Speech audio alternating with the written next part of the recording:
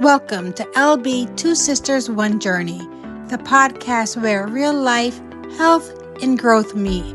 We're Lori and Bobbi, two sisters showing up honestly and navigating this journey together. Before we dive in, just a quick reminder, this episode is for educational and entertainment purposes only and is not medical advice. Now let's get into today's episode. Have you ever looked back at your younger self and thought, if I can just sit down with her for 5 minutes, I can save her years of confusion, stress, and heartache? Not because she's doing anything wrong, because she didn't know it was coming. She didn't know her body would start changing sooner than expected. She didn't know that time moves a lot faster than you think it does. Today we're doing something a little different. We're having a conversation with our 35-year-old self. What would we warn her about? What would we wish someone had told us sooner? And the things that actually matter when you step into your 40s. Because if you're in your 30s right now, this episode might help you make a few choices your future self will thank you for. Welcome back. I'm Lori. And I'm Bobbi. Today we're talking about something we've both thought about for a long time. If we could go back and have a conversation with our 35-year-old self, what would we say? And this isn't about regret. This is about perspective. Because when you're in your 30s, you feel like you have endless time. And then your 40s arrive. And suddenly, your body, your priority, and your mindset start shifting.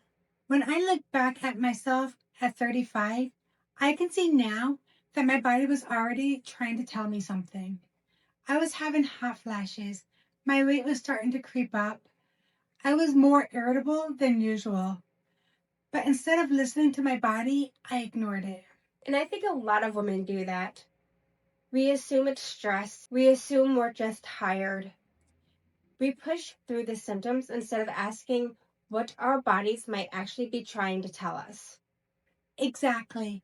And one of the biggest things I wish someone had told me earlier is that there are options. At the time, I didn't understand hormones.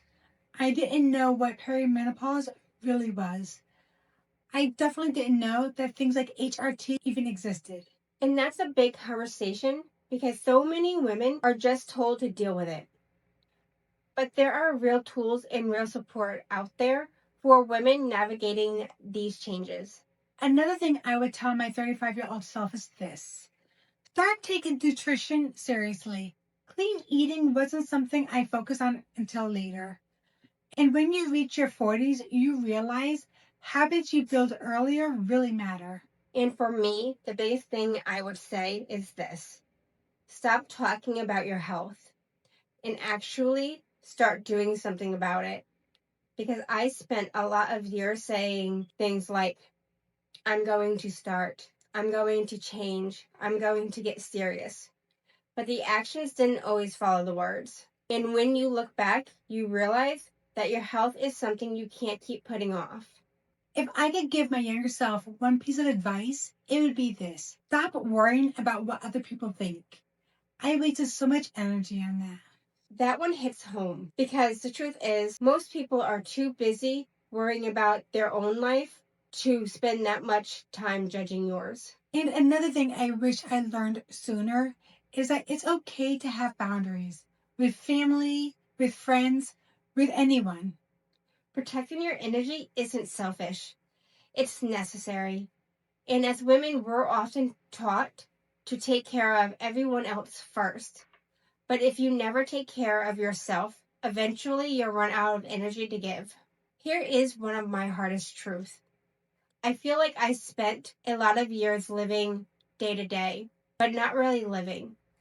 I chased quick fixes, things that gave me quick bursts of excitement, like buying something new. But those moments of excitement often led to financial stress later. It became a cycle. Temporary excitement became long-term consequences. And if I could go back to 35, I would tell myself this. Start thinking about your future, not just the moment you're in. That's such an important realization because planning your future doesn't mean you can't enjoy today. It just means you're building something better long term. And something else I wish I stopped apologizing for is not having a college degree. For a long time, I felt like that made me less than other people. But education doesn't only come from a classroom. Life experiences teaches you a lot too. When you start looking back at your life like this, something interesting happens. It's not always the big things you regret, it's the small things you ignored. Like the quiet signals, the thoughts that pop in your mind. Maybe I should start taking better care of myself. Maybe I should start planning for my future. Maybe I should stop waiting for the right time. And the truth is, most of us weren't doing anything wrong. We were just doing what we thought we were supposed to do, working, taking care of everyone else, getting through the day. But somewhere along the way, we stopped checking in with ourselves. We stopped asking questions like, am I happy? Am I healthy? Am I building a life my future self will be proud of? And that could be a difficult question to sit with. But the beautiful thing about midlife, you wake up, you start paying attention, and you realize you can choose differently.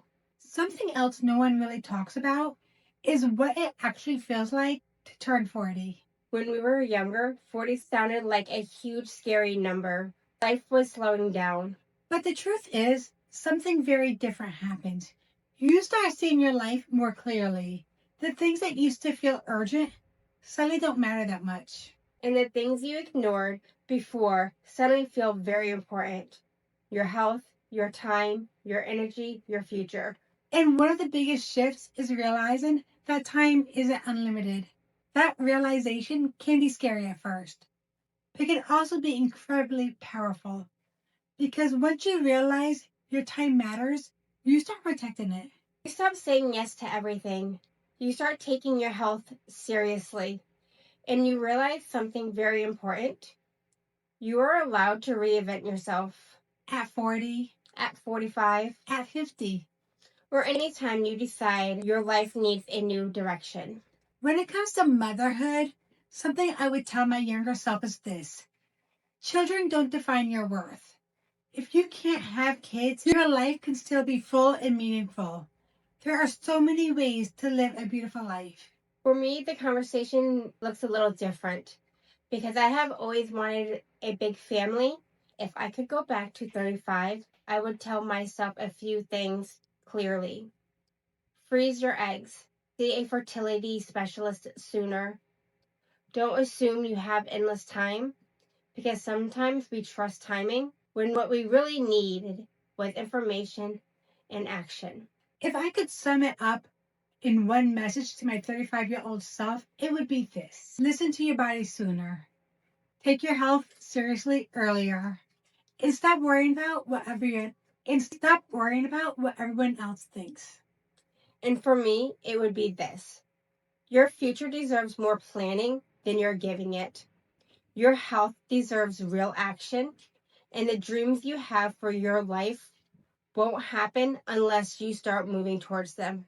If you're listening to this and you're 35 or even younger, take this as encouragement, not criticism, because you still have time to make choices your future self will thank you for. And if you're already in your 40s like we are, remember this: you are not behind.